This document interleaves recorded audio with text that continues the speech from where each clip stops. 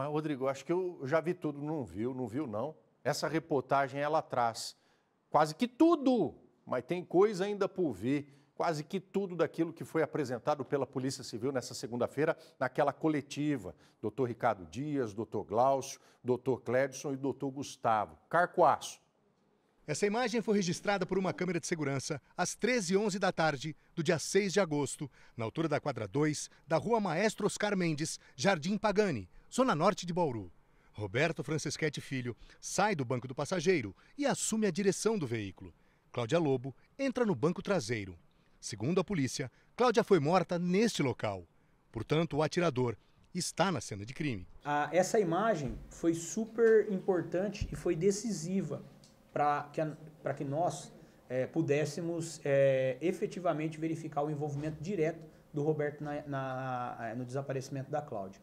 Por quê? Porque ao contrário do que ele dizia, que ele tinha se encontrado com ela pela última vez lá na sala de reunião da APAI, essa imagem foi clara, no sentido de que lá na região do Jardim Pagani, né, por volta de 15h11, a Cláudia sai do veículo, onde ela estava conduzindo, né, ela aparece lá na APAI entrando no veículo, e quem sai do banco do passageiro? O próprio Roberto.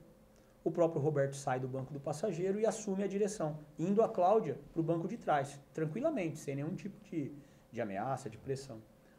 E esse veículo fica parado cerca de 3 minutos na frente desse terreno. Tá?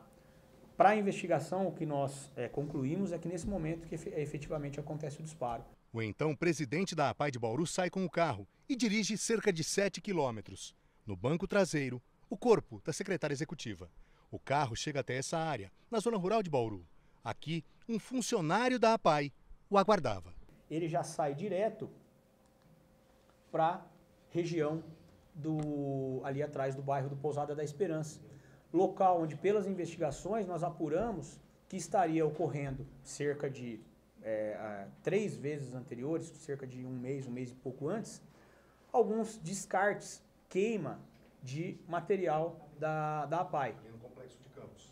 Lá nos fundos. Tá. Nos fundos a gente apurou, né, que havia um local em que foi aberto um buraco, onde papéis e materiais inservíveis da APAI, considerando que um funcionário da APAI, que havia sido contratado pelo Roberto em abril, seria morador e esse funcionário desse complexo de Campos, a partir dali começou a haver esses descartes, com queima de material.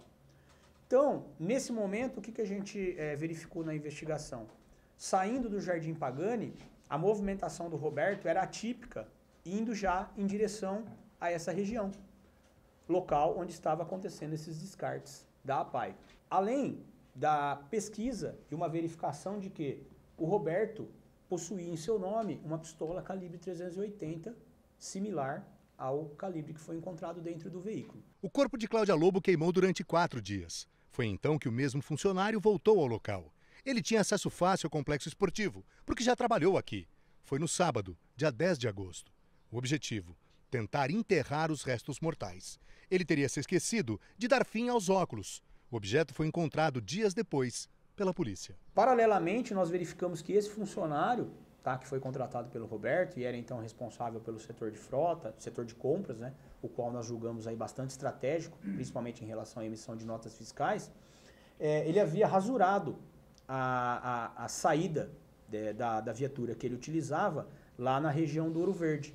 Ele colocou que ele saiu às 14h10 e que ele teria voltado 14h30, que não seria possível em razão da quilometragem ali, né, registrada, cerca de 38 quilômetros naquela tarde. E nós confirmamos efetivamente que ele esteve lá naquela região. Esse funcionário foi intimado, já num primeiro momento, apresentou diversas inconsistências, né, dizendo que ele estava lá, mas que ele não tinha encontrado o Roberto, que tinha outro funcionário junto com ele, que ele não tinha visto o Roberto nesse sentido, tá? E no dia seguinte o Roberto foi trazido para que fosse formalmente interrogado, porque até então a defesa alegava que ela não tinha tido acesso aos autos e que ele só ia prestar o depoimento formal após eles terem conhecimento de todo a investigação. E ali então ele apresentou uma versão de que ele, quando ele foi confrontado, né, com as imagens dele entrando no veículo, você tinha falado para mim no primeiro depoimento que você havia prestado, que você tinha visto ela sair do escritório e depois não teve mais contato. Então ele disse que ele manteve ainda aquela versão de que ele estava levando dinheiro com ela para um familiar lá no Meridota, e ela então teria deixado ele ali na região da Nuno de Assis. E isso depois a gente esclarece por quê? Porque logo após ele levar a SPIN para o local de descarte, ele volta com outro veículo da APAI para o local onde ele havia se encontrado inicialmente com a Cláudia. Por quê? Porque ele pega a caminhonete dele e vai para fabricar um álibi para um posto de combustíveis e abastecer a caminhonete dele. Entendeu? Isso depois é esclarecido no depoimento do funcionário. Foi representado pela prisão temporária desse funcionário. O Poder Judiciário entendeu que nós não tínhamos elementos para apontar a autoria ou participação dele no homicídio. Contudo, o interrogatório dele foi bastante esclarecedor, tá? Ele aponta que ele realmente estava lá no local, que o Roberto ligou para ele por volta de 2 horas para perguntar se iria ocorrer o descarte / queima, né, dos documentos naquela tarde, e que num determinado momento, por volta de 3 e pouco, o Roberto chega com a SPIN com o corpo no banco de trás. E ele, então, ameaçado pelo Roberto, dizendo, se você não me ajudar, eu acabo com você, acabo com a sua família, você vai me ajudar a dar fim no corpo e dar fim nesse veículo. Foi o tal funcionário quem abandonou o carro branco na Alameda Três Lagoas, na Vila Dutra, zona oeste da cidade. Primeiro eles tentam desfazer da SPIN na Bauru indo na Marechal Rondon, né, indo para Tibiriçá. Ele fala que eles param na frente de um sítio, só que quando eles dão um retorno pelo trevo da penitenciária, eles veem que o veículo ficou muito à mostra. Então eles voltam lá de novo, pegam a SPIN, entram pela SP 294, e aí sim o Roberto vai abastecer o veículo e fala para ele deixar o carro ali na região da Vila Dutra. Por isso que a geolocalização do Roberto se dá ali na região da Alameda Três Lagoas, cerca de 7 minutos depois de que as imagens são registradas. Ele disse que o Roberto pediu para que ele voltasse no sábado, naquele local, para verificar o que havia sobrado, né, do cadáver. E no sábado, então, ele volta pela manhã, ele acaba retirando os restos mortais e joga numa outra região a cerca de 20 metros do buraco, onde ele concorda, então, em mostrar pra gente onde ele jogou o restante, né, dos ossos. Durante os 9 dias, entre o desaparecimento de Cláudia e a prisão, Roberto Franceschetti Filho tentou atrapalhar as investigações, mas caiu em muitas contradições.